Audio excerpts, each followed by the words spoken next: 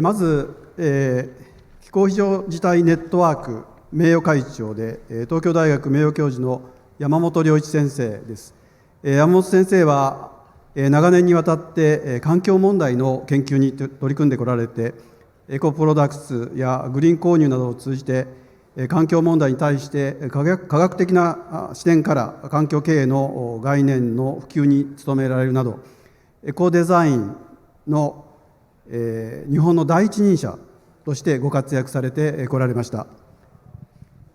次のスライドお願いします。もう一方、2017年に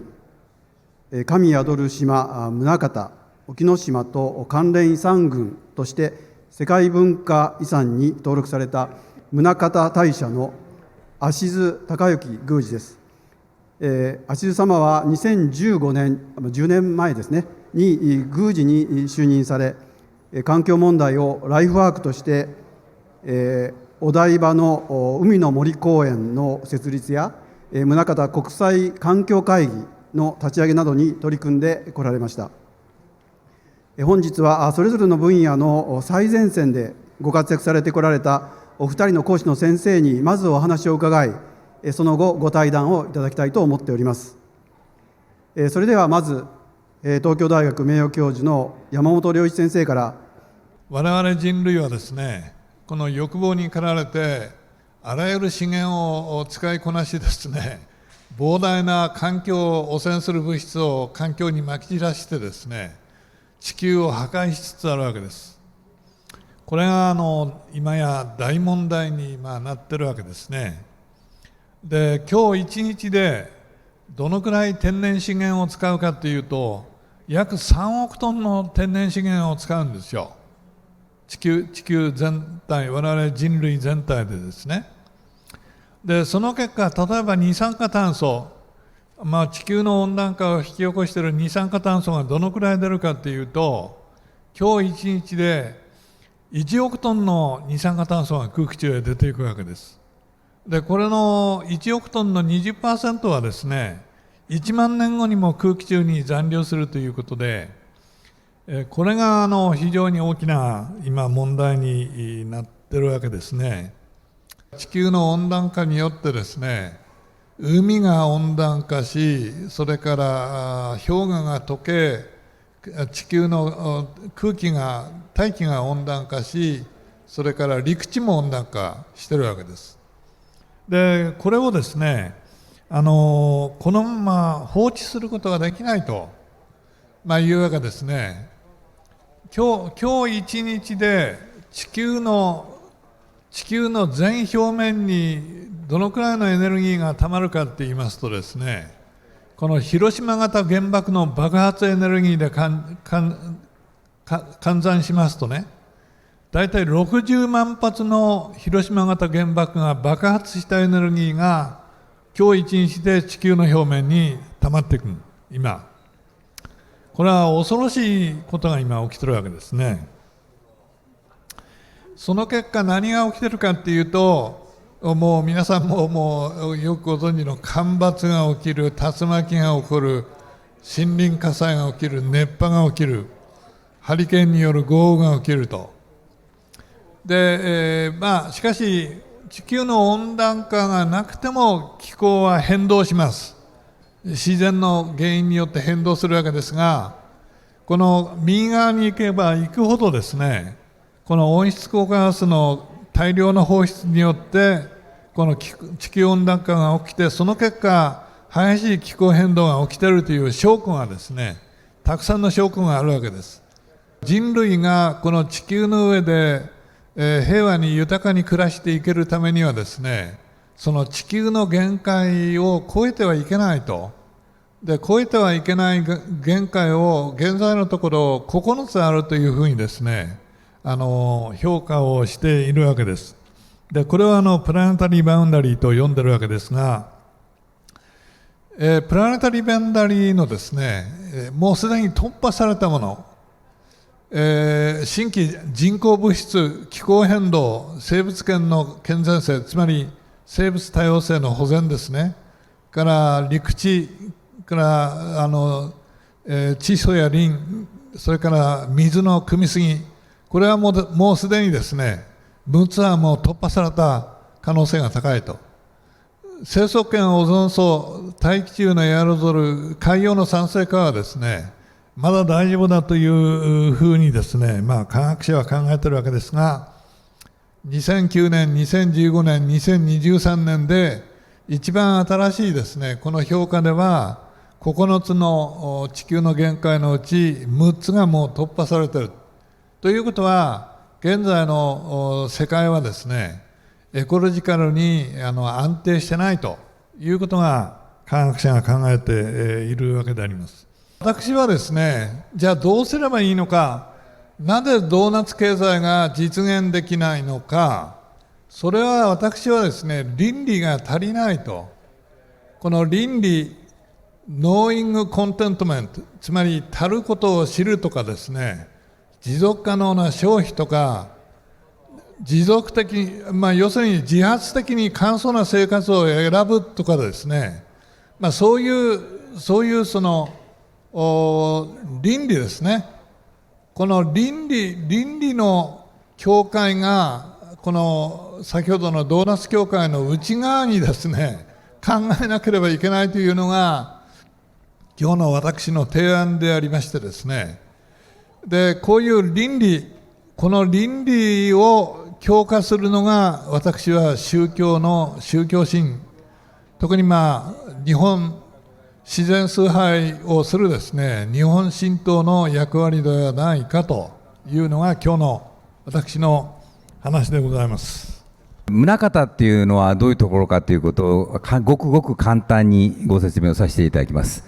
宗像大社っていうのは日本神話に登場する極めて古い神社であります。古事記日本書紀というものに日本神話が書かれておりますけれども、そこに登場する極めて古い神社の一つであります。で、どういうことが書かれているかといいますと、最初に、雨の水主という神が誕生して、いろんな神様が誕生してくるんですけれども、その後にイザナギイザナミの神という男女神の神様が誕生し、アマテラス大神という天皇の高祖神が誕生します。伊勢神宮にお祭りをされておりますけれども、そのお嬢様の三姫神が宗像大社の神様、田堀姫の神、田木姫の神、市来島姫の神、さらに、日本神話にはこれすなわち筑紫の宗像の君らが五木祭る神ということで、地元のこともこのように、書かれております。それから後ほど世界遺産の話もさせていただきますけれども、九州本土の辺宮というところに松城の神様、それから、本土から11キロ先の沖合に大島という島があって、そこに次女の神様、そこから49キロ沖合に、沖ノ島という島があって、そこに長女の神様が祀られております。で、宗像大社にとって先ほどの進捗っていうのは極めて重要なものでありまして、それぞれの三宮に、このような、変額が掲げられております。で、このご進捗はどういうことを意味するかということでありますけれども、実は、宗像の大きな特徴はですね、日本が最初に開国をした場所がこの宗像の地になります。まずこの宗像の地から朝鮮半島との行き来が始まります。その後中国大陸へと伸びていくということであります。で、勝手に宗像の豪族が、海外とやってたわけではなくて、きちっと大和朝廷と連携を取りながらやってたというのが大きな特徴であります。今でいう外交だとか通商だとか国防的機能を持ってたと思われますけれども、このようなことをきちっとやってればですね、歴代天皇が祀るということで、あのようなご神長が下っているというふうに理解をしていただければ分かりやすいと思います。で、これが最終的に、宗像海神族が、動き回った一つの資料であります。最終的にはマカオあたりまで動いたという、非常に広域、海を広く使って動いた、民族であります。現在、神の島、沖ノ島というところから発掘した、品々が約10万点ありまして、その後、整理をされた8万点が、すべて国宝に指定をされているというものであります。このような非常に珍しい当時の最高技術を使ったものが、宗像の方に、奉納されておるというところであります。それから、世界文化遺産、2017年に世界文化遺産に登録をされました。いろんなハードルがあったわけでありますけれども、結果的には先ほどの宗像三宮、それからその宗像三宮を支えてきた宗像一族が、眠る古墳群、大きくはこの4つが世界遺産の構成資産となっております。世界遺産になったときに、連携をしておりますけれども、海の神殿、宗像、山の神殿、富士山で、今、連携をしまして、双方で、今問題となっている環境問題を訴えようじゃないかということで、こういう取り組み初めてだったんですけども、世界遺産の横のつながりを初めて取った取り組みであります。3日間、いろんなセッションをやってですね、で、最終的に、その翌日に豊穣祭というお祭りをして閉じるということで、ただ単に議論をするだけではなくて、ちゃんとフィールドの場所を作りながら、このような会を10年以上続けております。で、講師陣はですね、大体30名から40名、の方がいらっしゃいます。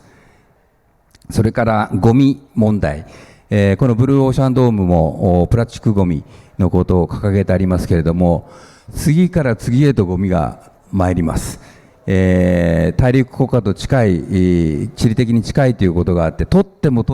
すぐ同じ量のゴミが来るというのが宗像の特徴でもあります。で、これは竹魚礁作り、海の再生のためにやってることなんですけど、実はこれ地元の水産高校の子どもたちが最初やっておりました。で、我々は水産高校の子どもたちに指導を受けるような形で竹魚礁作りを始めました。ご承知のように、田舎の方は里山が今竹害で、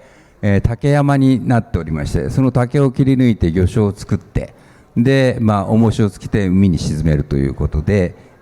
このような活動をしております。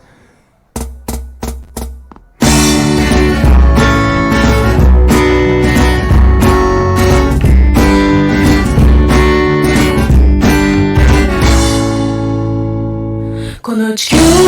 考えてよ、すべての人が暮らすところ、心現れる山とか清らかな川とか、お世話になってるのに感謝しない、消えてく緑と輝きを増す夜の街、明日に期待して何一つ変わらないままそれを繰り返して何になる、変えたいなら今この時から溶けてく氷飛び散る海岸、そして同じ星の仲間が姿を消すんだ、自己満足でいいから何かやってみようよ、地球気分の来た時よりも美しく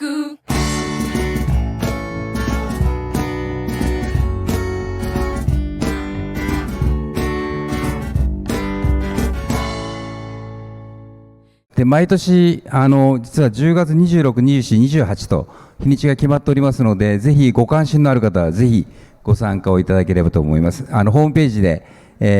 近づけば日程が公表されていきますので、ぜひご参加をいただきたいと思います。